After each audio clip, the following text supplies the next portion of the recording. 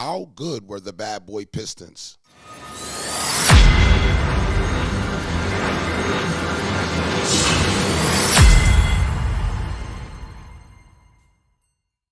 Greatest villains in NBA history. They revolutionized how to play defense and beat Jordan in the playoffs 3 times. They had the best rebounder in NBA history, the dirtiest player in NBA history, and their leader was one of the most cunning point guards ever. But were they as evil as their nickname suggested? And how good were the bad boy Pistons actually? In 1980, the Pistons lost 66 games, the worst record in franchise history. And in 1981, they followed it with another 60-loss season. The Pistons had the worst attendance in the NBA, with an average of 5,000 spectators. Wow. So their Silverdome Stadium, with a capacity of 82,000, felt like a ghost town. Real quick, before we get into this, I always like to start off with, who are you guys fans of? Are you guys fans of the Pistons? Why do you like basketball? You know, we all connected through the sport of basketball, so I always like a story in the comments. And if you were at any of these games that are on here, feel free to let me know in the comments. But the worst part was that no player wanted to play for the Pistons, and nobody wanted to live in crime-infested Detroit. And yet, there was hope on the horizon, because in the 1981 draft, the Pistons had the 2nd pick, and they wanted to draft Isaiah Thomas. Isaiah was a college superstar who had just won an NCAA title with the Hoosiers under the great Bobby Knight, but there was a problem. Isaiah wanted to get drafted by his hometown Bulls. He didn't want to live in Detroit and was doing everything in his power to sabotage his pre-draft interview. The things he taught me while I was there, the first thing was you. But where the Dallas Mavericks, who had the number 1 pick, got bamboozled by Thomas and his deceiving tactics, the Pistons GM, Jack McCluskey, saw right through Isaiah's BS. And Jack McCloskey was asking me all these questions, and I was intentionally answering every one of them wrong. And finally, at the end, he looked at me and goes, I know what you're doing. He said, but I'm going to draft you at number 2 if you're there. And you're going to love it here. 6'1", 180-pound Isaiah Thomas of the University of Indiana. McCluskey became the Pistons general manager in 1979, and because of his ability to judge talent and lots of trades, he soon got nicknamed Trader Jack. McCluskey said that Isaiah would end up with the Pistons no matter how he behaved in the interview, because Jack sensed something in the young Isaiah, and he was instantly proven right. Comes in the lane. Got it! Isaiah to the hoop. He hits it! But Isaiah, the kid is really going to be a great ball player in this league. Wow. In Thomas's rookie season, the Pistons improved tremendously, winning 18 more games than the year before. And when they played against Cleveland, McCluskey noticed that their center played harder than anyone and fought until the last second, even though it was a blowout game. I was at a game in Cleveland, and I kept looking at this big guy, this Lambeer. They were 20 down, and he still competed the entire game. Technical foul has been called on Bill Lambeer. I said, God, I got to get this guy. Impressed by this toughness and fighting spirit, Jack traded for that center at the very next But that's probably the most hated man out of the 80s and 80s, bro. trade deadline. And that's how Detroit got Bill Lambeer. Good with Johnson, and Lambeer just fired at Jordan. Michael doesn't like it. Soon, Thomas and Lambeer became the heart and soul of the Pistons, and both of them made the All-Star team in 1983, their first full season together. However, Detroit missed the playoffs for the 6th consecutive year, after which McCluskey fired Scottie Robinson and appointed the legendary Chuck Daly as the new Pistons head coach. As Bill Dreyfus said, the basketball is in your hands.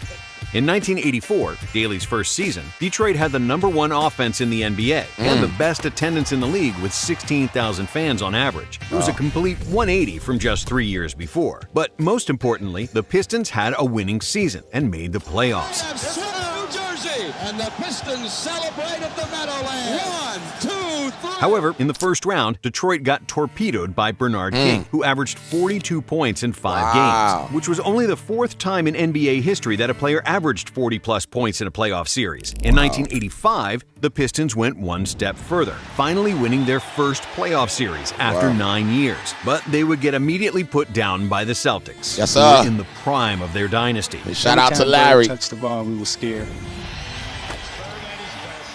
My mother-in-law nicknamed his jump shot Silent Death. And then, in the 1985 offseason, Trader Jack drafted shooting guard Joe Dumars with the 18th pick. The Detroit Pistons select Joe Dumars. And 1 day later, he traded for Rick Mahorn, Wow. a master screen setter and one of the toughest players in the NBA.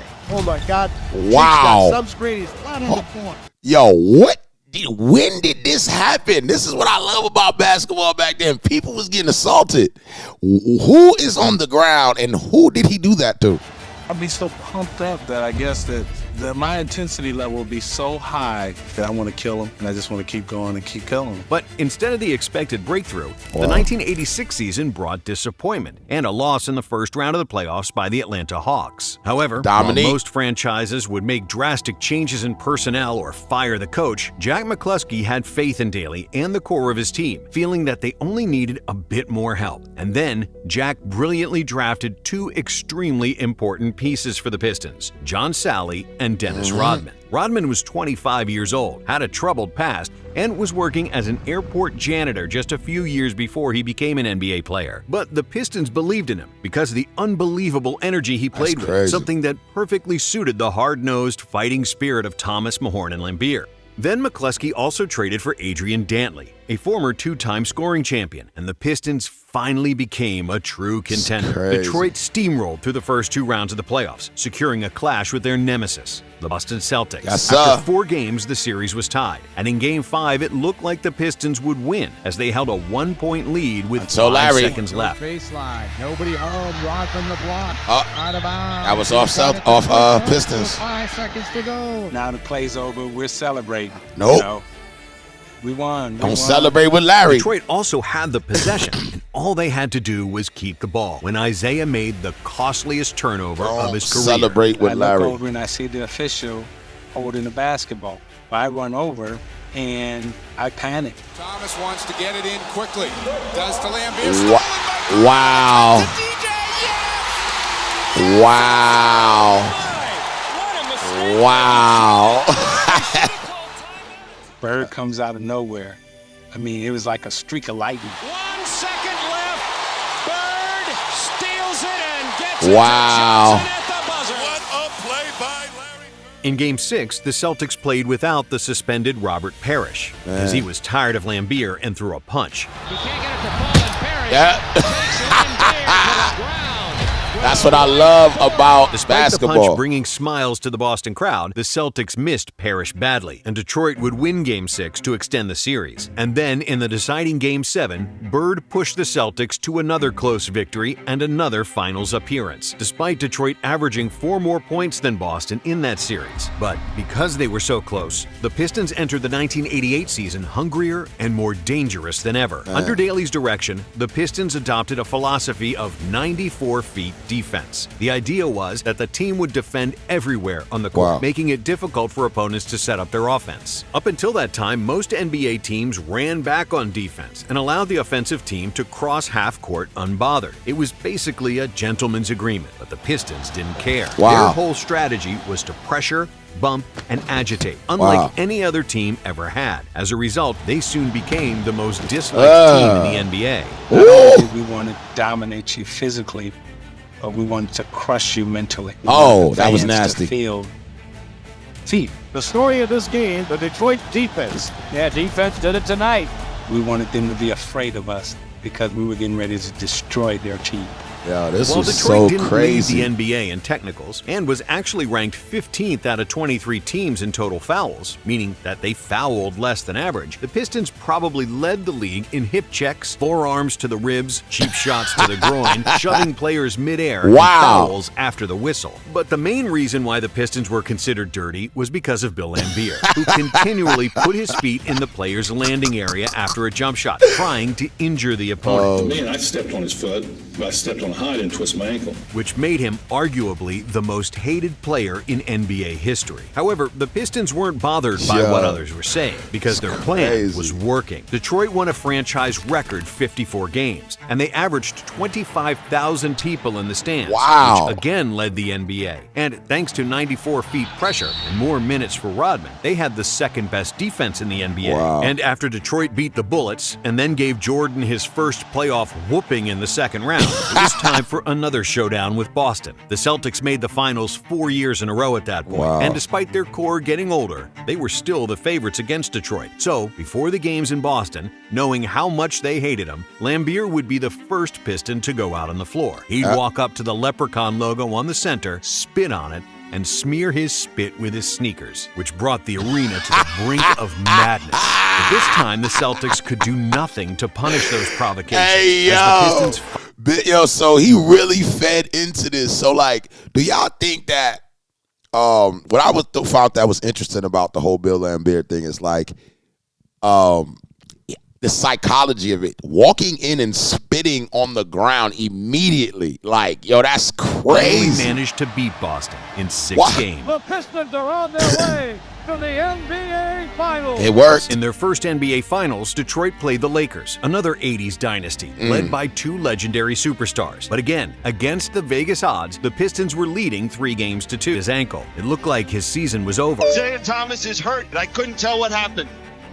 Isaiah started to get up. He got up and then went down on the floor. Isaiah, take it over, baby. And then, despite being unable to stand on one leg, Thomas produced one of the craziest performances in NBA. With half a minute to go, Detroit was up by 1. The Lakers decided to go with the safest bet and give the last shot to Kareem to try to win the game with his trademark skyhook. But as Kareem was attempting the shot, the refs called the foul on Bill Lambier, who barely touched Abdul-Jabbar. I mean, it wasn't even a foul.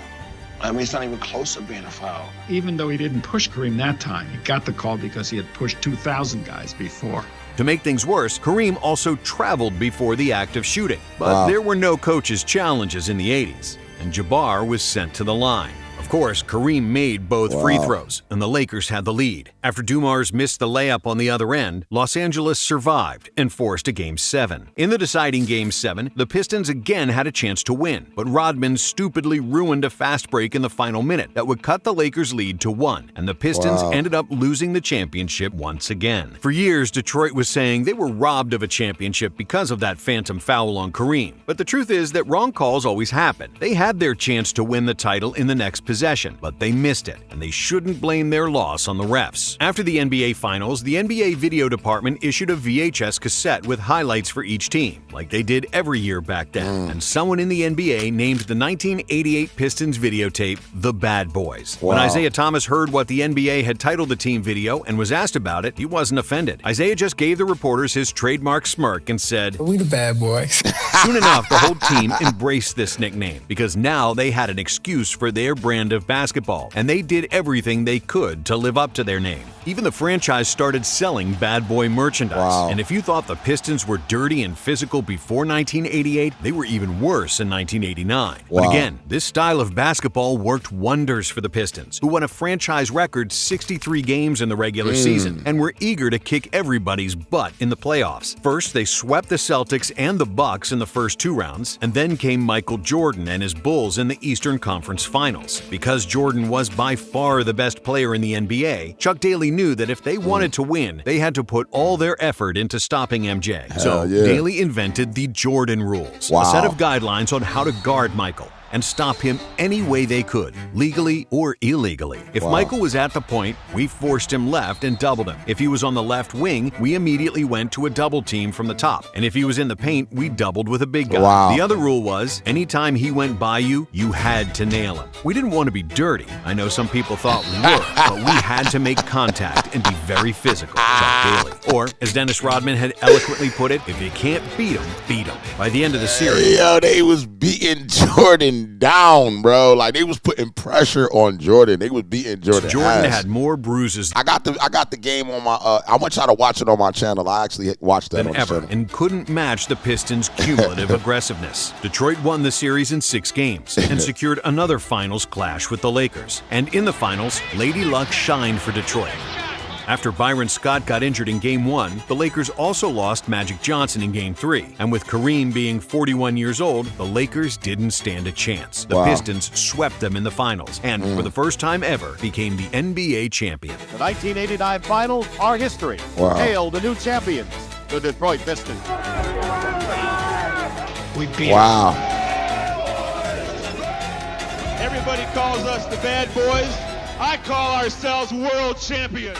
In 1990, due to the expansion draft, the Pistons couldn't keep Rick Mahorn. But that only meant more minutes for Rodman, who won his first Defensive Player of the Year award. The Pistons again topped the Eastern Conference with 59 wins. And in the playoffs, they once again gave Jordan a beating to reach their third consecutive NBA Finals. This time they played the Blazers, and almost every game in the finals was close. But because of their experience and tenacity, the Pistons edged out the Blazers in the clutch, winning the championship in 5 games. Yo, can't touch this. The almost unchanged team entered the 1991 season with the sole aim of winning the third consecutive title. Just 50 wins in the regular season brought them a slightly more difficult path in the playoffs. But going through the Hawks and the Celtics, the Pistons reached their third consecutive matchup against the Bulls. But this time, Jordan and the Bulls were ready for the Pistons' aggression and cheap fouls. They were younger, hungrier, and better, sweeping Detroit 4-0 and announcing the start of their dynasty. Before the final game was over, Isaiah Thomas and the Pistons left the bench and walked past the Bulls in silence, not shaking the winner's hand.